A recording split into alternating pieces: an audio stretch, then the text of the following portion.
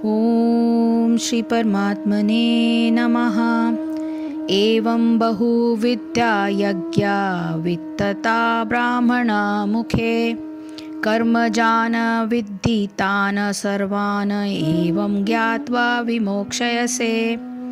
एवं यानी इस प्रकार, बहुविधा विविध प्रकार के, यज्ञ यज्ञ, वित्तता फैले हुए हैं, ब्राह्मण वेदों के, मुखे यानी मुख में, कर्मजान कर्म से उत्पन्न, विधि यानी जानो, तान यानी उन, सर्वान सबको, एवं यानी इस तरह, ज्ञात्वा जानकर, विमोक्ष से मुक्त हो जाओगे। यह विविध प्रकार के यज्ञ वेद सम्मत हैं और ये सभी विभिन्न प्रकार के कर्मों से उत्पन्न हैं। इन्हें इस रूप में जानने पर तुम मुक्त हो जाओगे। इसका अर्थ ये है कि जैसा कि पहले बताया जा चुका है कि वेदों में कर्ता भेद के अनुसार विभिन्न प्रकार के यज्ञों का उल्लेख है।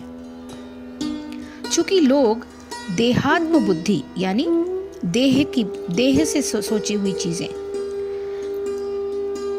उसमें लीन रहते हैं, अतः इन यज्ञों की व्यवस्था इस प्रकार की गई है कि मनुष्य उन्हें अपने शरीर, मन अथवा बुद्धि के अनुसार संपन्न कर सके। किंतु देह से मुक्त होने के लिए ही इन सब का विधान है। इसी की पुष्टि यहाँ पर भगवान ने अपने श्रीमुख से की है।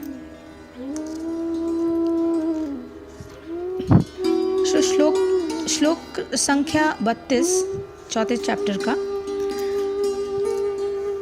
इसका अर्थ ये है सरल शब्दों में कि ऐसे बहुत प्रकार के यज्ञ वेद की वाणी में विस्तार से वर्णन किए गए हैं, उन सबको शरीर, वाणी और मन की क्रियाओं के द्वारा ही संपन्न होने वाले जानो।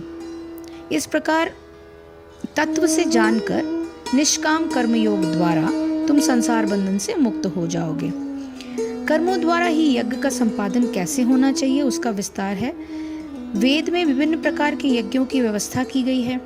उनमें बहुत से यज्ञ कामना पूर्ति के लिए भी किए जाने का विधान है, किंतु कामना पूर्ति के लिए किए जाने वाले कर्मों का फल अनिश्चित और क्षणिक होता है। इससे सावधान होने के लिए भी वेद में निर्देश दिए गए हैं। कामना पूर्ति के लिए किया गया यज्ञ पाप तो नहीं होता, किंतु अनिश्चित और क्षणिक फल वाला होने के कारण उसमें अपनी सामर्थ्य का व्यय करना बुद्धिमानी नहीं है, अपितु इसे मूर्खता ही कहा जाएगा। गीता के अध्याय 2 यानी दूसरे अध्याय के श्लोक संख्या 42 से 44 तक इसी प्रकार इस बात को स्पष्ट करते हुए ऐसे यज्ञों के करने वाले को हम अपहत चेतसाम अर्थात ऐसा व्यक्ति बताया है जिसकी बुद्धि का अपहरण हो गया है, यानी उसकी बुद्धि होते हुए भी वो बुद्धि समय पर जगह पर काम नहीं करती।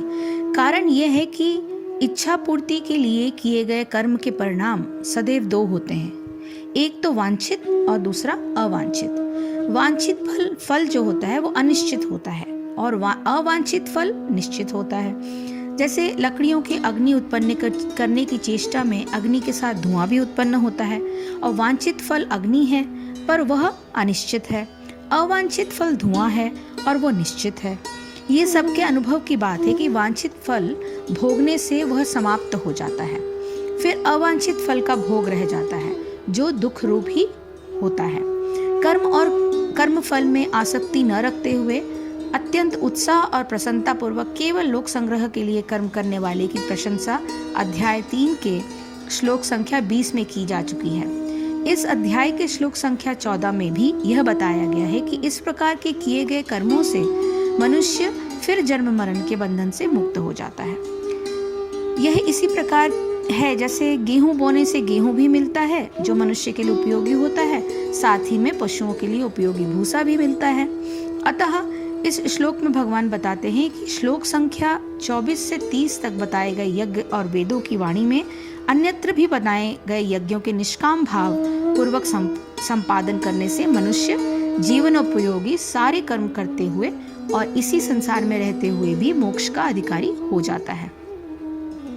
साथ ही उसे शरीर निर्वाह के लिए उपयोगी आवश्यक भोग भी प्राप्त होते हैं। इस सब यज्ञों में एक बात सर्वानुगत है यह सारे यज्ञ शरीर, वाणी और मन द्वारा प्रयत्न पूर्वक की गई चेष्टाओं से ही संपन्न होते हैं। प्रत्येक कर्म को इस प्रकार यज्ञ की भांति करने से और उसका फल भगवान को समर्पित करने से मनुष्य कर्म बंधन से मुक्त हो जाता है। इससे एक तो सामाजिक व्यवस्था सुचारू रूप से चलती रहती है, दूसरे सब कर्मों को यज्ञ रूप करने वाले मनुष्य को सांसारिक भोगों की प्राप्ति तथा धन, वैभव, सम्मान, यश आदि की प्राप्ति होकर उसका अभ्युदय होता है।